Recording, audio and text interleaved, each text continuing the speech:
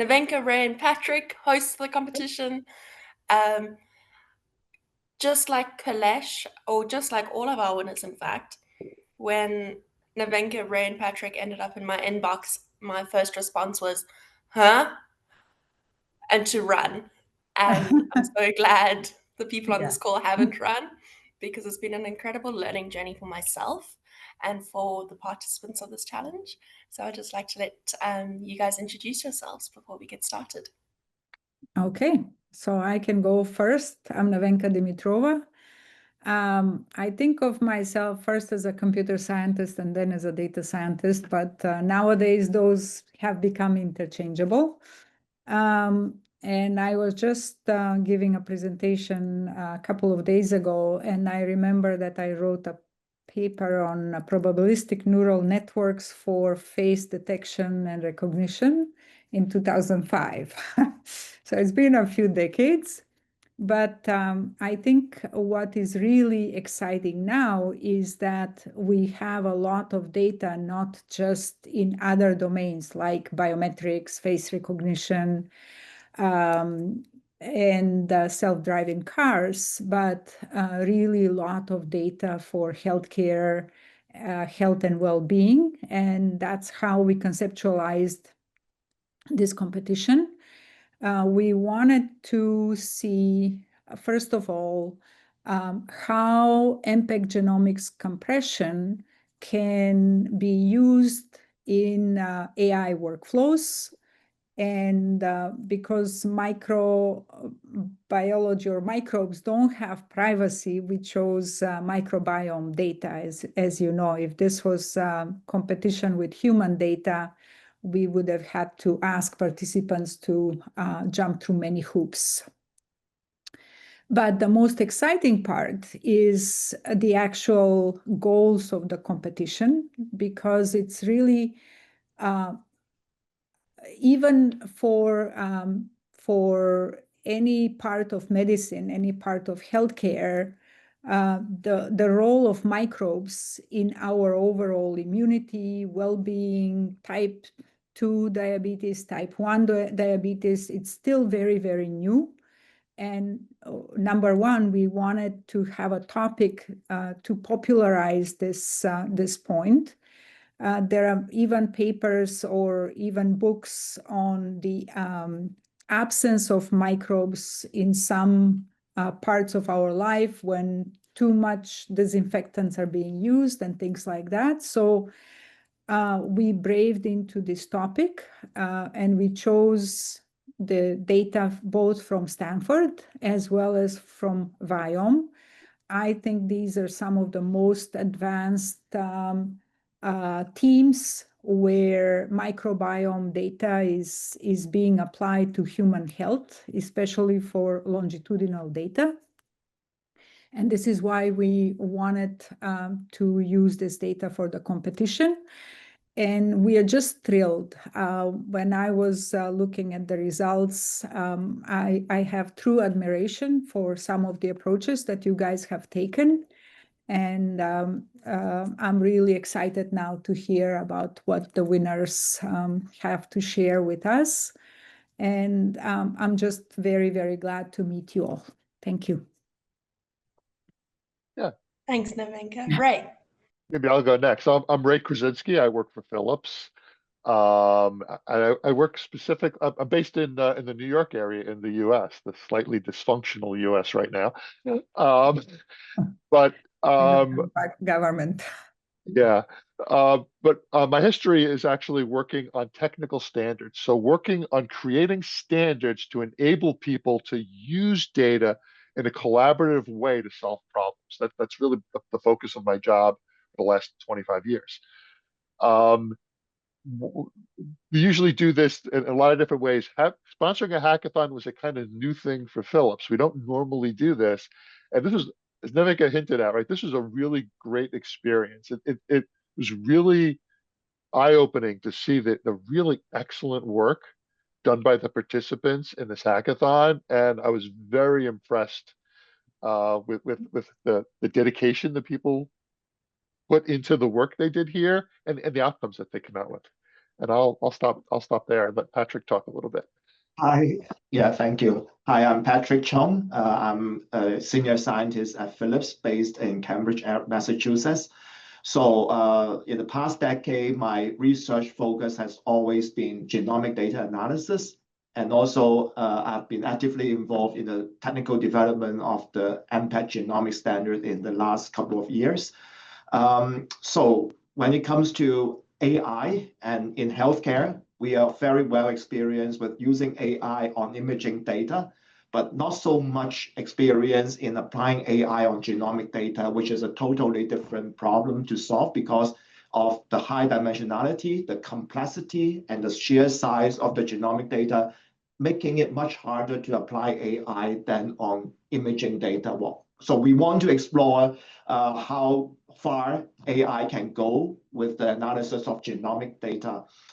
Because in doing the analysis, we always applied a lot of human knowledge on genomic data. So throughout the years, people develop all sorts of bioinformatics tools to analyze genomic data. But we want to see that with AI, such a generic algorithm, whether it can still pick up the signal of this huge and then very complex and high dimensional genomic data.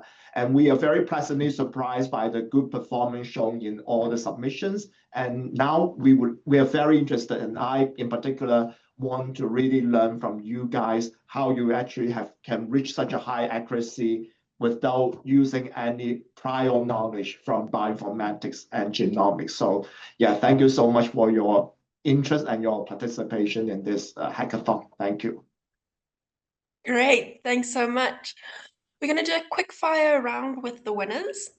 So winners, can you just tell us where you're from? Do you have a degree? Are you studying towards one?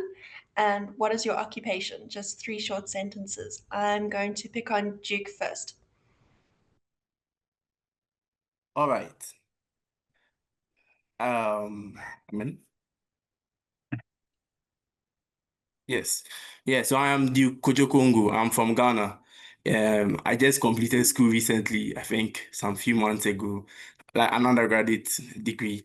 Yeah, so I did land economy, so I have no idea of what bioinformatics is, but we did it our best that time. Thank you so much. Thanks, Duke. Kalesh. Hello, Amy. Hello, everyone. My name is Stephen Kalash. I'm from Kenya. My background is in computer science. I have an undergrad, and I've been participating in these competitions for a while now, about 5 years.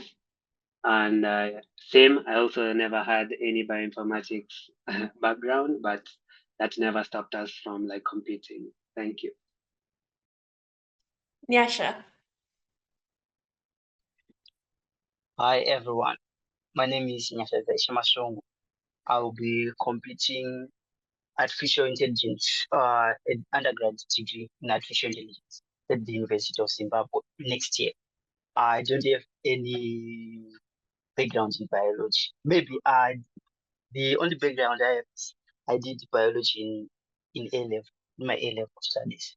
So that's about me. Thank you. Julius. Yes, thank you. My name is Julius. I'm from Kenya, and I have an MSc in data science, and I'm a freelance data scientist as at now. And it was fun getting to work on problem statement in the field of biology. So it was exciting. Thank you. Great. And Ronnie.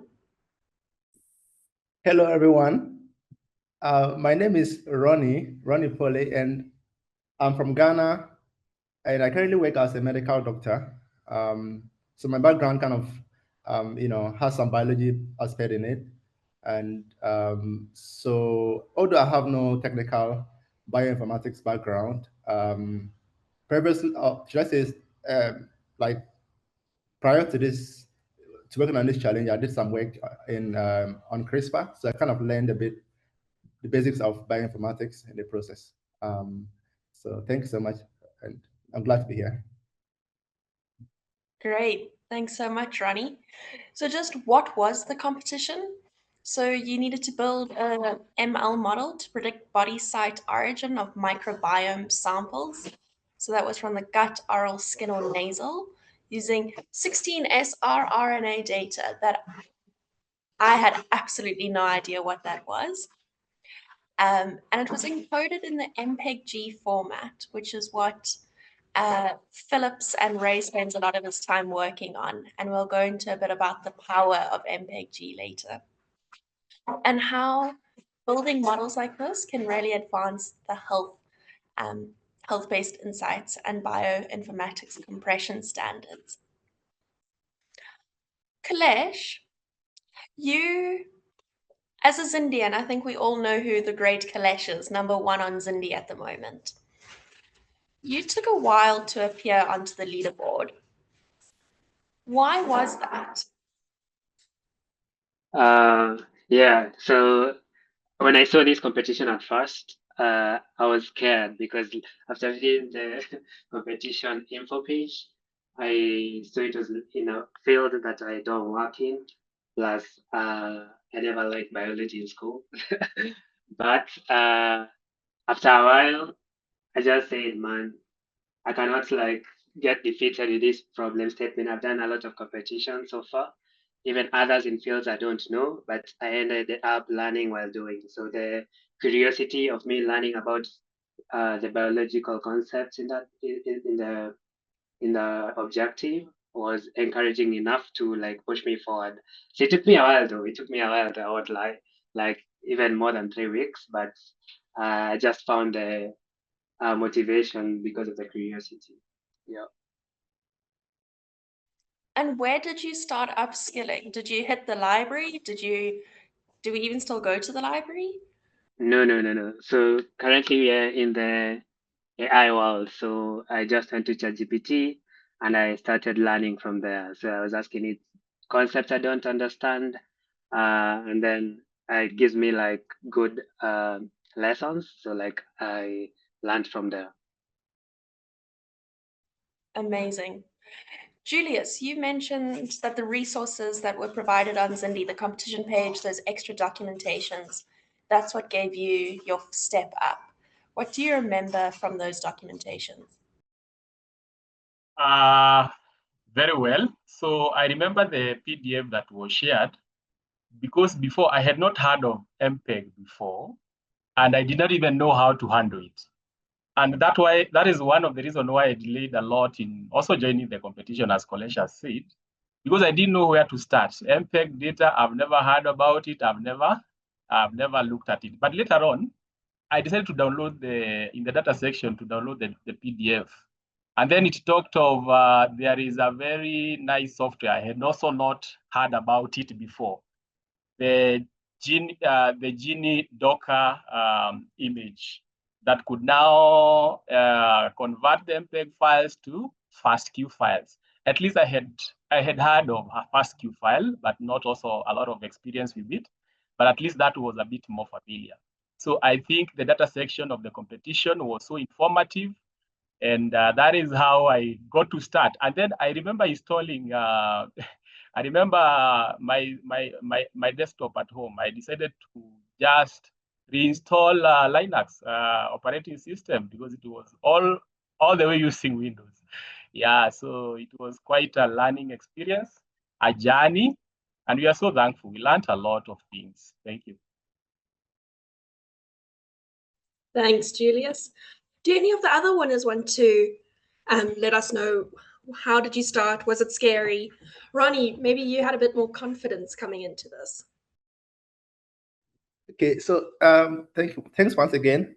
Interesting to learn about Julius's experience though, but just like Julius, I also had little to no experience. Should I say the first time actually hearing about MPEG? So it was quite a steep curve, to learn the new things. Something new about that. So for me, the starting was very rough, especially getting to download, or should I say, attempt to download the data, because I realized that the data size was very huge. So, and I later found out that someone had gone through the hard work of actually, pre-processing, or should I say, extracting the sequences to upload on Kaggle. So I attempted that first to kind of see how to build a feature extraction pipeline based off that. Unfortunately, I couldn't get that to work because it still required a good amount of compute. And so I basically was focused on developing a robust feature extraction pipeline. And unfortunately for me, that happened to be sitting on my machine for more than a week or two until I met my teammates, and things kind of picked up from there. So I would say, yeah. So, but of course, the basic things that I needed to learn. I think the information on the competition platform, Kaggle, sorry, on Zindi was extremely useful, and I basically leveraged all the files, everything that I could learn or to glean some insights about, just to get a bit of more context about the problem. And by working with sequences like Julius mentioned about the FastQ, tool, which I'm a bit familiar with. So, so that was pretty much how I say I, got up to speed, and working with college as well.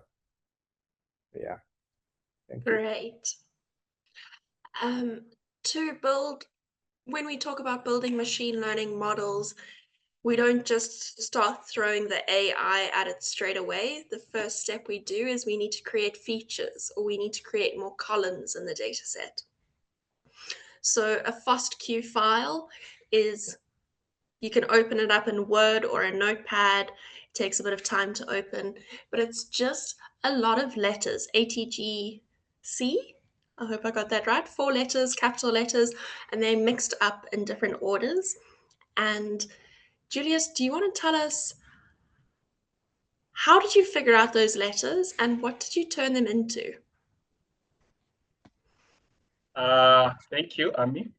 Yes. Yeah. So first of all, I had to do a small background research to understand, like, how can I read the FastQ file? So I went back to some few competitions in the past on Zindi platform, and also my own small research. And I had this analogy of a FastQ file is like a book, and this book contains sentences and maybe paragraphs. So it's like a book, but it's about sentences about DNA, as you have mentioned, combination of AGTC alphabets. So first of all, I wanted to know several things, like the read statistics, like about the sentences.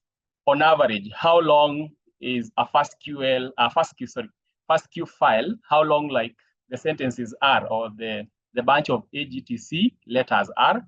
So I developed those. I can call them read statistics, maybe features that just talk about how long are the sentences on average, what is the maximum, minimum length of the sentences, something like that.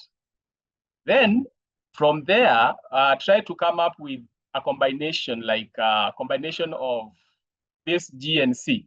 How much of them are they in a certain FastQ file? The G and C, maybe the A, how much of it are in a certain FastQ files? So GC content as well as the AGTC. Then also try to look at the sequence complexity, where now you are trying to ask yourself, or you're trying to measure. I used Shannon entropy to measure how complex these sentences are. Like Shannon entropy tries to measure entropy, and if the entropy is so high, it means they are so varied. The combination of these letters, A, G, T, C, and there's very few repetitions. But if that measure is low, then it shows that there's a lot of repetition in this. Maybe there are so many G's and C's, and maybe few of A and T's. So that sequence complexity using Shannon entropy was one of the approaches I leveraged to derive a few more features, and also maybe the quality score. So I read somewhere that the DNA sequencing, every letter has its own, like, score, how confident the machine was when measuring that. So try to, like, get the average quality score of each letter in the FastQ files. Yeah, and then of course the Kmers features. These ones I had heard before, where we are now trying to chunk this bunch of sentences into pairs. I just did 2-letter and 3-letter combinations of the sequences, like A and C, T, or something of that sort. So that is how I built the features, so that I can be able to feed into my models. So I didn't know much about now any other features we can do apart from now those ones, like read statistics, GC content, and how complex things are in those sentences and stuff like that. So yeah, so I don't know whether I've responded, Ami. That's brilliant. Ronnie, you're looking into CRISPR, right? How? Why? Great question, Amy. Thank you so much. There's this work from the Broad Institute at MIT that sort of really inspired me a lot. And so I had this mentee I was working with on a problem where we were looking at solving trying to confer salt tolerance in tomatoes. So, and the idea was we wanted to apply or use CRISPR to edit the gene that causes like salt tolerance in tomatoes. So for us, that was like some interesting problem we're solving. But the groundwork was already laid in CRISPR by many teams, across the world, and we found work from companies like Microsoft. They did a work on CRISPR ML. So this work kind of like was something that I really learned a lot about, and I got to understand some of the basics. So, and how does that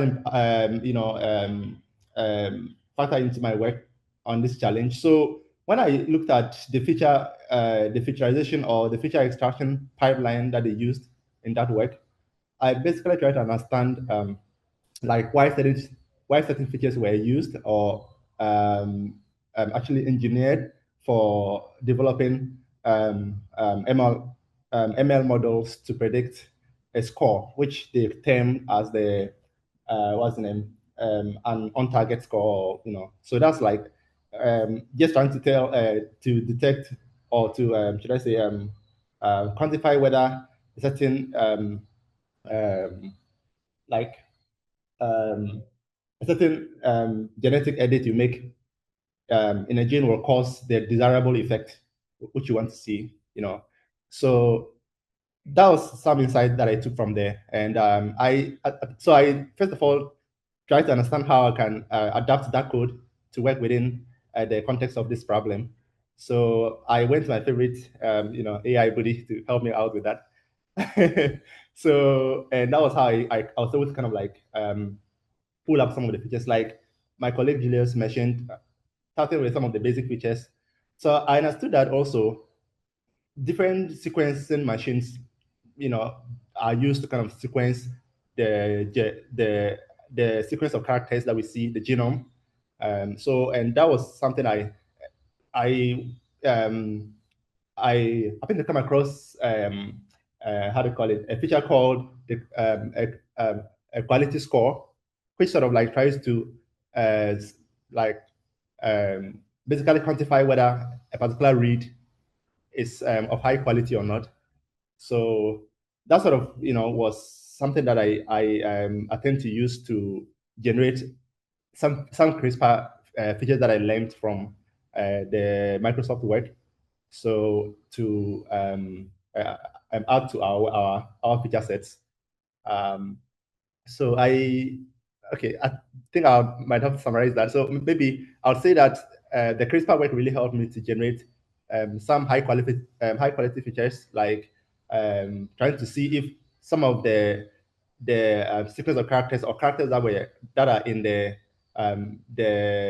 genetic sequence is of high quality or not. And if it's of high quality, there's a grade that I found out called the Q20 and Q30 that also were integrated in our feature engineering pipeline to basically grade if a particular read, of course, a sequence may have like multiple reads, and some are short or long. So we need to know if the characters that are coming out from these reads are of high quality or not.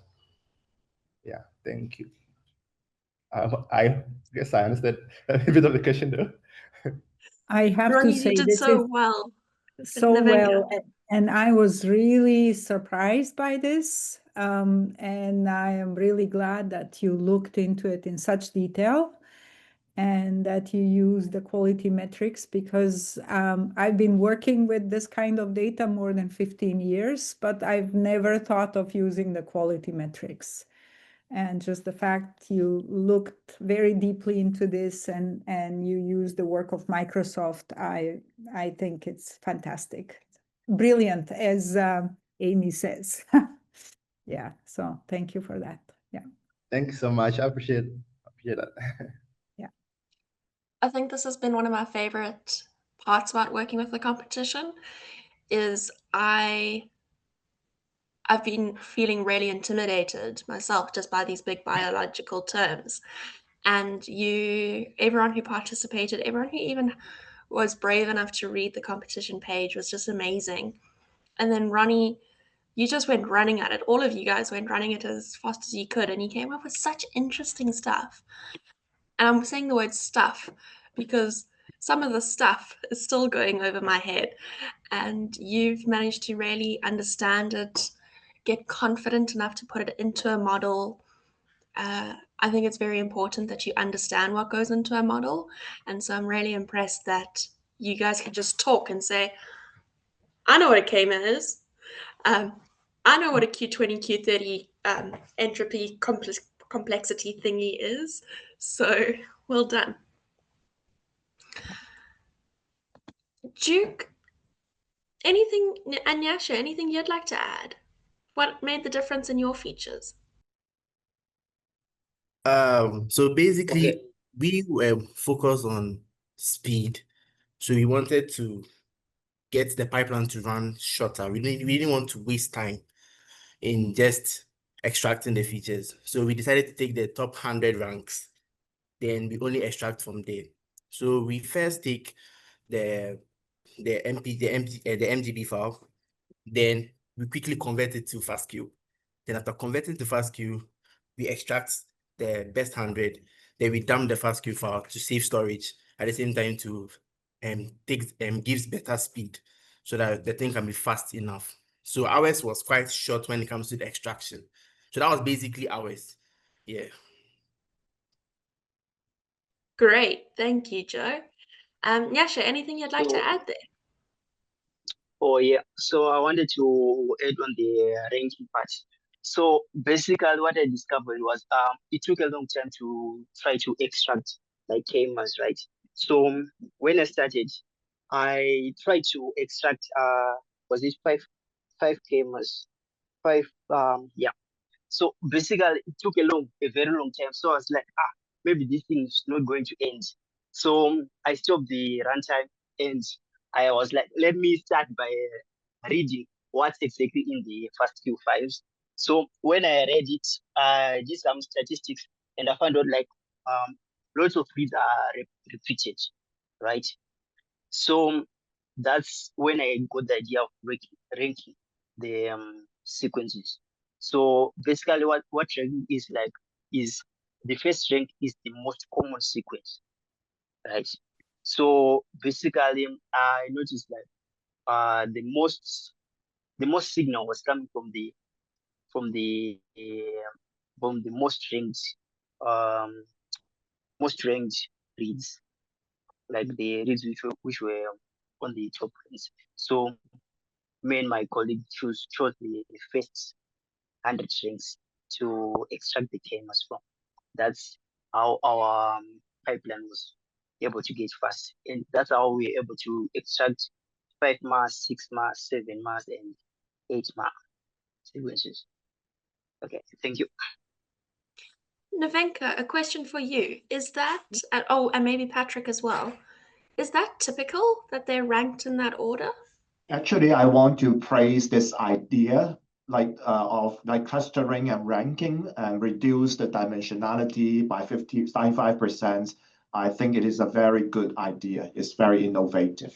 Like, by clustering, you can identify the more significant components. Yeah, maybe Navenka, you want to add something? Likewise, I was going to say something similar. And to me, the canonical Kmers, yeah, that idea has existed again for more than 20 years. And also the GC content, but the ranking part was really smart because just like I think Duke said, we don't want to waste time. And in AI today, people say you have access to a GPU, and then some people don't even care how they use. And this kind of thoughtfulness is really important because you can have new type of insights. You can get to the insight faster. You can train on more data. And these kinds of ideas really stand out to me. Thank you. Well done. I'm recording this, so you guys need to take a sound bite. And whenever you're feeling discouraged, come back to it just to pat yourselves on the back because you did good. So cool, features. We've now got something to model with. But we made this hard. We had to use federated, what is that, and centralized models. Duke, you came up with something so obvious that no one else thought of it. Do you want to tell us a bit about that?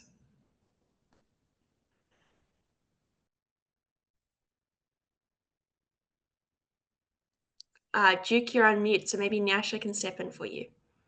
Oh, yeah.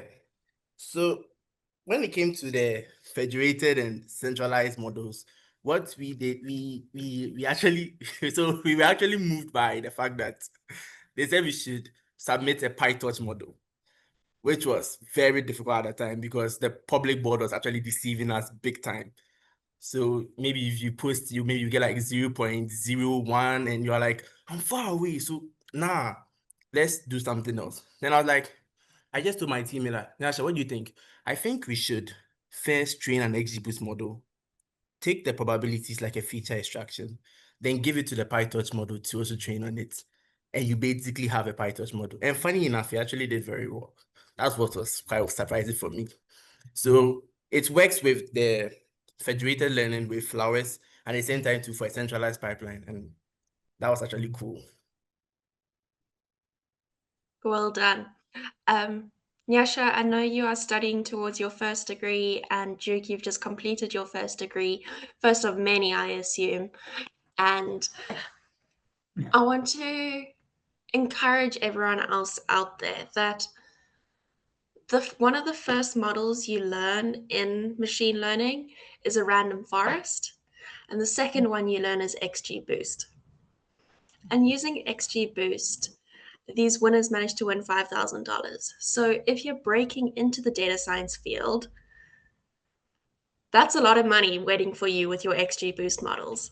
And then if you're in biology, wow, could you imagine if you teamed up with one of these guys? So this is where we need to see that intersection happening of biology and data science. And even with your biology, we've seen our data scientists come in with some, what's a Kmer? And you're like, oh, I learned what a Kmer was in my first week of first year. And these guys are going on about it like it's some crazy science when it's so simple. So yeah, there's strengths and weaknesses on both sides, and something that's so obvious to some can be quite intimidating to others.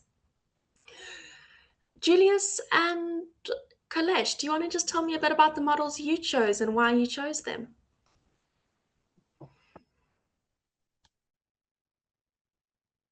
Okay, I can go first before Kolesh. For me, I had started with an NLP model that is linear perceptron, just a simple neural network. And it performed not so well on the public leaderboard. As Duke had said, the public leaderboard was not very telling. So I later came to find out later in the private reveal that the MLP model actually performed better than all the models that I went to. So after that, I tried the tree models, of course, like GBM, and which is normally my favorite, and then later on XGBoost. And yeah, so that is what I stuck with to the end, trying to optimize them through Optuna hyperparameter tuning and trying different combinations of these features so that I ended up with the score that I had. And also maybe just to note that on federated learning, it was a bit tough to set up a PyTorch model for me at the beginning. Of course, I know by now top performers have shared their, especially Kolesh group, they have shared their approach on how they set up using, or am I forgetting?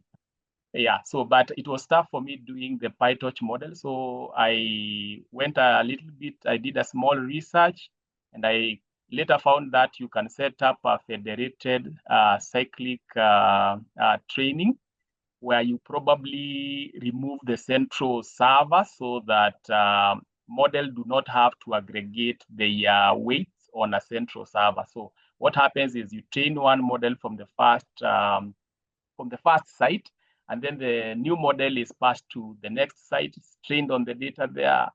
Then after that, the weights are updated in that site, then it moves to the next site and in a circular manner. So yeah, it was kind of easy to set up, and actually it was more simple, and it even performed better than the centralized federated learning. So, but still I stuck with the tree model, XGBoost, and like GBM. Brilliant. I must say brilliant. I really love that idea. It shows actually the power of cooperative learning, although it's called federated learning. And to me, when I heard that in some countries in Africa, pathology is very minimal or even non-existent, this kind of approaches and what you have learned and what you have shown and demonstrated that you can do with this data maybe can become something bigger, something that hospitals can practice across different countries. And the same thing, whether it's genomics data, whether it's pathology data like histopathology staining data, images, that very same model you can apply to many domains. And I think it's really brilliant. So thank you so much for coming up with that and sharing.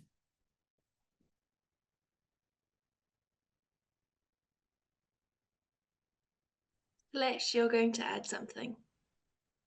Oh, yeah. For us, my teammate is very good with neural networks. So for him, he implemented both centralized and federated learning using PyTorch. And in fact, after like the competition had ended, we found that the neural network approach had the best centralized score. But too bad we could not reproduce that score. So for me, I ended up training an XGB model, an XGBoost, because like during the first month of like doing the competition, I saw that there is a GitHub implementation of like the federated approach of the XGBoost. So for all my experiments, I just tended to use, because you've been told to use the same model for both centralized and federated learning for equal comparison. So I ended up using XGBoost all the way. Yeah. So like during for this approach, how they implemented it in the GitHub was like after each round of training, the server collects the model parameters from all clients, and then it aggregates them to form a global model, which is then redistributed back to the clients. And they had actual two approaches. One is the federated XGB, the bagging version, and the cyclic version. I think it has some similarities to Julia's approach, although for Julia, it never used a server, and clients, but ours used that. So that is what we ended up using because we could reproduce our scores. But the PyTorch model had the best score, but too bad we never were able to reproduce the same score. Oh, that burns, doesn't it? Because it's there, you can see the score, and you can't use it. We have talked and talked and talked and talked about, I just want to show you this. This is only part of the solution.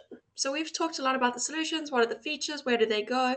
And over here we've got 4, 8, 12 steps just to get to the part before modeling. And I've been feeling really encouraged by this. And if you create teams and if you talk with other people, you can take this really encouraging feeling that you're getting from this call and you can create something scary like this and then go and implement the scary thing. So feel encouraged and continue to be encouraged because you are able to do this with whatever education you have, whether it's only an A level in biology at school. You can go on to win competitions and do great things. So yeah, this is just how you can make it look scary if you want to make it look scary. We've talked a lot about the score, the private leaderboard, but what about efficiency? I'm going to call on Duke and Yasha in particular over here. You asked, is there a way to run just one block of code and convert MPEG-G data straight into tabular data? Do you want to talk a bit about this? Like, where did this idea come from? And yeah. Yeah. So I think it was actually when I joined, when I started, actually, I didn't even want to do it because it looked scary and I'm not a biology student, of course. But Nyasha was like, Duke, let's team up and let's try this thing. And I asked Nyasha, Nyasha, how can we convert that MPG file to tabular or like a file format that we can actually use? And also like it's quite impossible because when you open the file, it looks like gibberish because it's compressed data. It makes sense. So I was asking, I even asked on the platform, is there a way to like read the MGB file? Apparently it looks like we had to do it. So I then sat down with Nasha. We were trying to figure out things. I had to play with the Geni repo, like changing things, playing with C++ code. And at the end of the day, we were able to just make that thing run in any computer, a Linux computer to be specific. So we then realized that the only way we can do that fast, is to just take the FASTQ file, extract what you need, dump the FASTQ file. And that's how we just run one line of code and we're able to get that. So we modularize the code, then just run one line of code and it can just work for you immediately without you stressing. I remember Nash's face that day. He was so happy.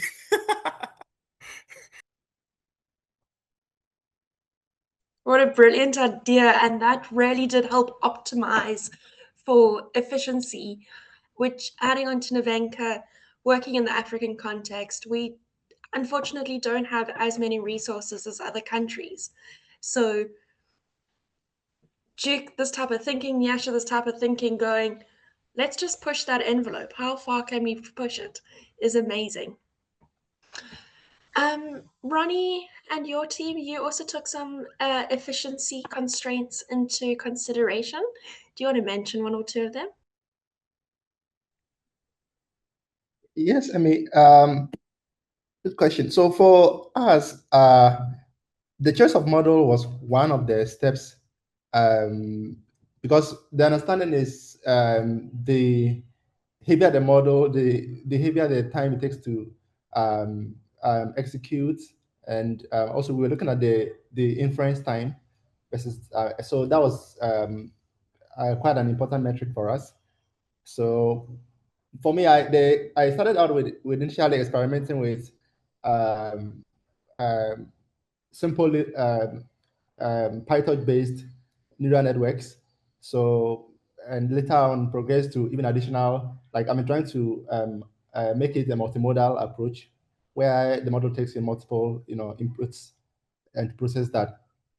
So yeah, and I was focused on as maintaining the model structure as simple as possible to make it run faster, So the code carbon was very insightful for us. So as it allowed us to actually track the carbon emission per either per fold or per epoch.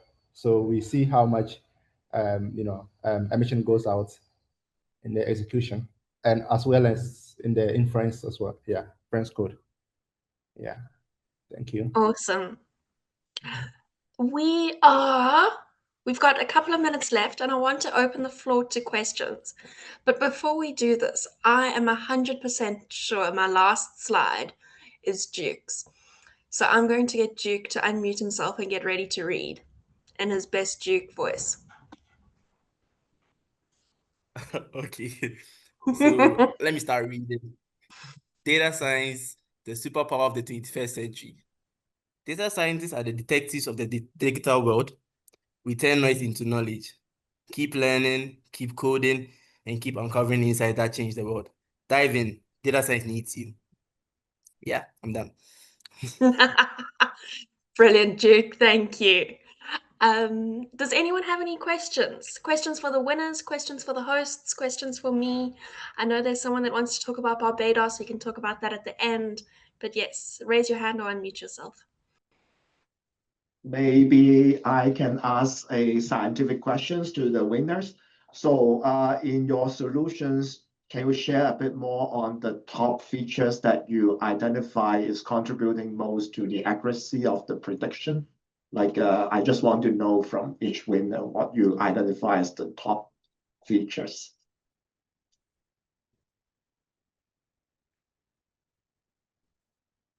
Any?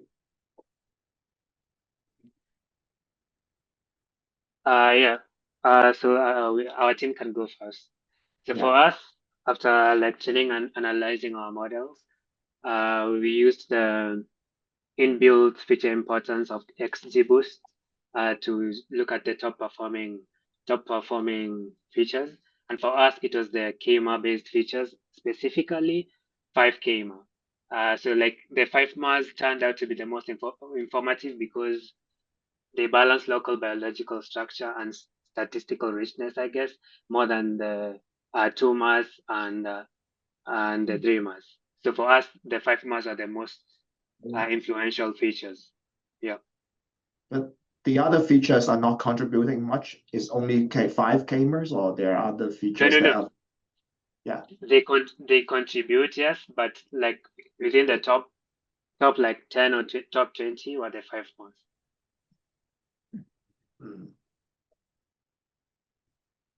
Any comments from the others? Oh, Patrick, my question to you was, what would you have expected? I think Kmer is very much expected because we already know that Kmer is indicative of the microbiome. So by extracting Kmer, we can already know a little bit about the composition of the microbiome. But I also know that the quality scores may be very useful because we filter out the noise with the quality scores, so that the Kmers will be more accurate and effective if we filter the noisy ones. So these two I already know. So, but then I'm just interested in, besides these Kmers, and it is good to know that it's 5 Kmers because there are different Kmers. It can be 6, 7, and then they try different numbers, and then they identify 5 as the right one. And then besides that, I'm curious what are the features that is a new thing to us, like besides the Kmers and the qualities. So I just want to hear about that. And because we only know the overall accuracy, but in the reports we didn't actually see the explanation of what they identify as the most important features. So I'm just curious, since we have time, for questions. Yeah.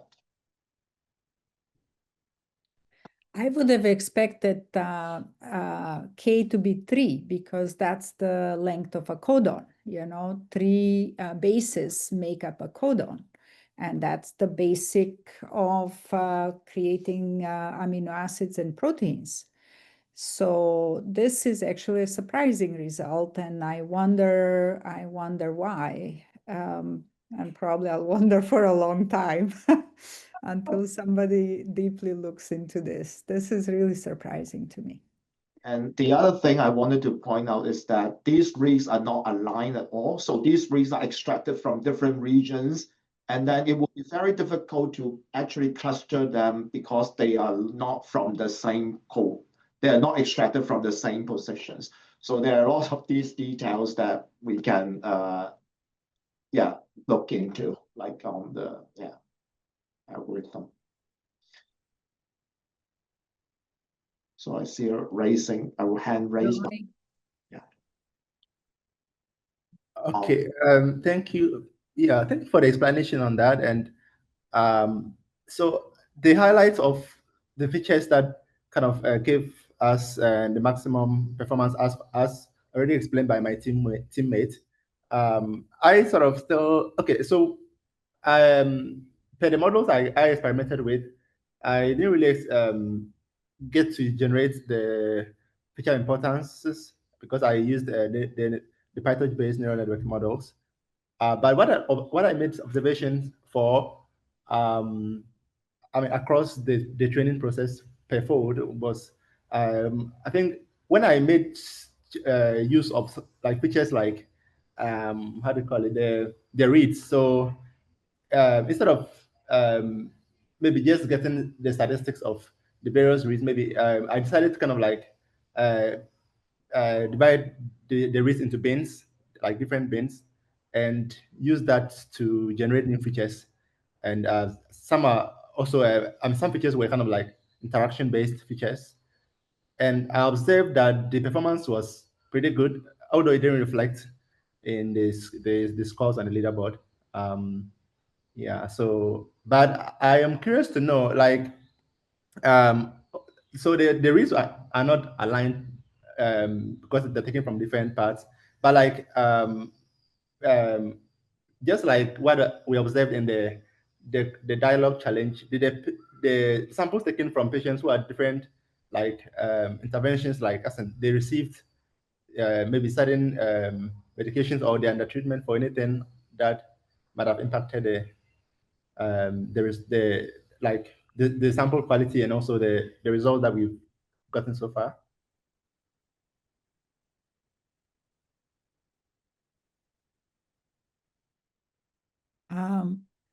If there was any intervention for these participants from whom we have microbiome that may have impacted, is that your question? Yes, precisely. Yeah, that's my question. I wanted to find out if possible. I think in the design of the study by Mike Snyder, I think they looked into these events when people got antibiotics, because that's really a catastrophic event for the microbiome. And then the microbiome looks like desert, especially certain type of bacteria. And if that antibiotic is very specific, not broad spectrum, and the broad spectrum, you can imagine, like kills everything. So I think if I was you're a doctor, I would definitely look into that aspect a little more into the data, just for your own interest. But I know that there are companies that definitely are looking into this, like Novo Nordisk Foundation had a presentation last year on the effect of antibiotics and resistance to different types of drugs, which is very, very relevant for the whole globe, not just for Africa. Yeah. That's great. Thank you. And sorry to add, additional thing is the insulin resistance. And then with addition to I think there was reading for the fasting sugar and all of that. I mean, the subjects that were although we didn't use that data in this challenge because the subjects, the test set lacked subjects for the data that was collected, I think. So we didn't have that part of like the how do you call it, the phenotypic, or should I say the clinical data to attach to our features. So we didn't really see a need for to use them. But those that had like high sugars, I want to believe that with a medical intervention like the antibiotics given, there'll be an experience in the shift like you described for the microbiome. So maybe they would explore that in the future. Challenges, see how we can add that to work on that. Indeed, that would be great. Yeah. We are at time, so if anyone needs to drop off, you're welcome to drop off. But if you've got any more questions, please do ask them. I'm happy to stay on for a bit longer. Just raise your hand or unmute yourself.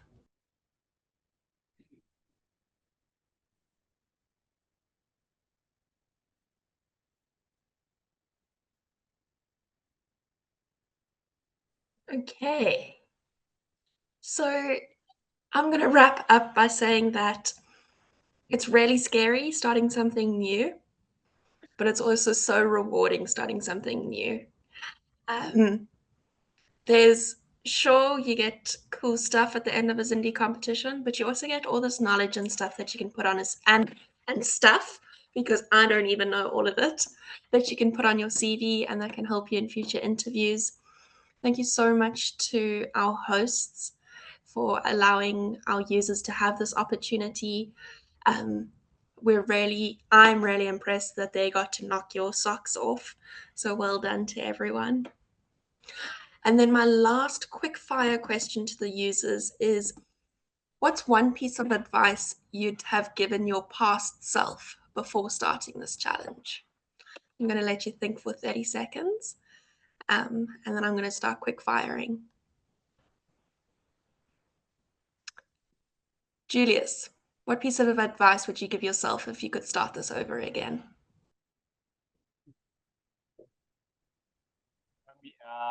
First of all, I think I would love to know every time I'm starting out the domain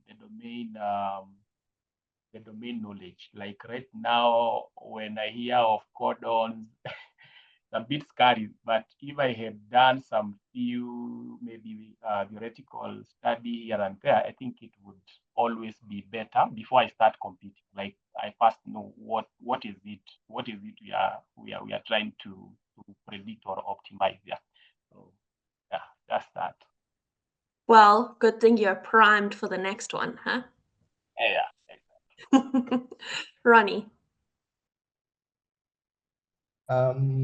Wait, so for me, I am super interested in actually like in the domain knowledge aspect of it, like trying to understand how to actually gain understanding, like deep understanding of how all this comes together.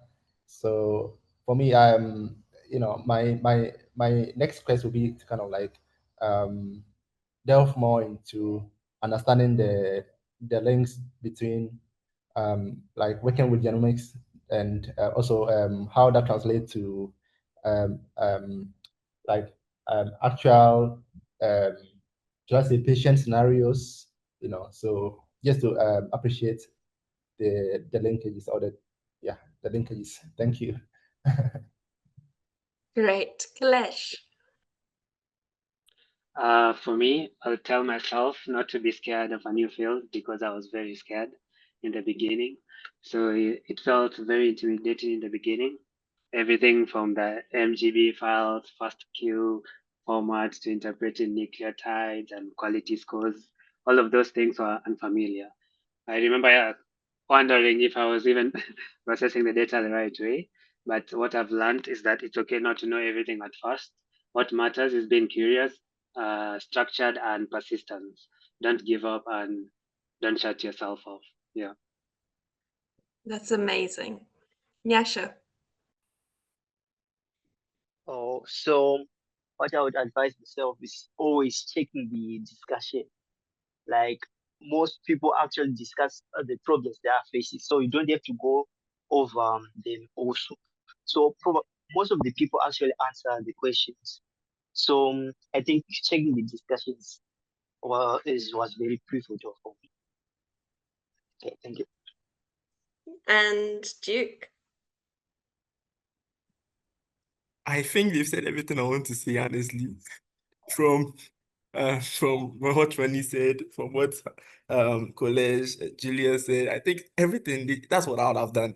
Basically, first knowing I actually understanding the Kmers and all the metagenomic terms and all those things. Honestly, I didn't understand anything back then, was natural throughout. So I think if I'm supposed to start something like that, I have to really understand it. Then I think you shouldn't shut yourself up. You should always try doing it. I was afraid at first, honestly, but we have to start first, do it, and see whether you know move. That's it. And it really helps. Yeah, thank you. Awesome. Julius. Yes, first is to thank you because you provided us with a starter notebook. So I wanted to hear from now you, Ami, like what were the challenges? You like learn new things and all that? I did not make that starter notebook by myself. Nevenka held my hand the whole way through. She was the one that was like, Amy, have you thought about vocabulary? And I was like, yes, I do speak English. And she's like, no, but the vocabulary, like LLMs and Kmers. And I was like, how do I spell that? So Nevenka and I were busy screen sharing the whole way through. Also a lot of ChatGPT. And then I wish you could have met the rest of the team. They were incredible. They are incredible people. They were constantly behind me with helping with the Genie Docker. Nevenka had to reinstall Docker herself. And so she just wrote out this incredible documentation on how to even get started with Docker. I'm a crier, and so I definitely shed a couple of tears trying to figure out Docker myself. And so when you guys were saying, I don't know what's going on, I was like, I'm with you. But I think the people that teamed up and read the discussion board is exactly what I felt. I just teamed up with Phillips and the hosts of this competition.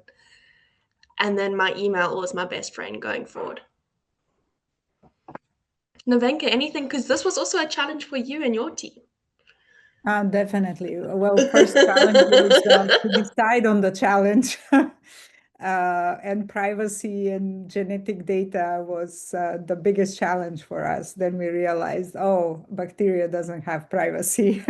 So let's use microbiome data. But a lot of thanks to Ray and Patrick, because they've really inspired this hackathon and held everything together, so to speak. But also our colleagues from MPEG Genomics, and I see Marco Matavelli on this call, but also Mikkel, Jan, and many others who have actually conceived and are still working on MPEG Genomics, because it's one way to store that data, but also what you have shown in this competition is kind of the first step into unlocking the power of that compressed data with MPEG Genomics. And I think these notebooks are now becoming a resource for many people around the world to use. And I hope that many graduate students and doctors will also, and data scientists will also be using these pipelines, any of your learnings, and say, oh, if somebody didn't know anything about microbiome, could come up with all this amazing stuff, maybe I can stand on shoulders of giants and I can use their work. And now as a microbiologist or as a student, I can now do the next thing and crack some code around the microbiome, say, in Alzheimer's disease or cancer. because nowadays that's really a theme for many research projects around the world. So I can't thank you enough. And Amy, you and Zindi have been incredible in motivating, and you're incessant, and you can what is it called, girl up anything. So thank you for your both data science and amazing organizational skills. And thank you to the Zindi community. Congratulations to all the winners.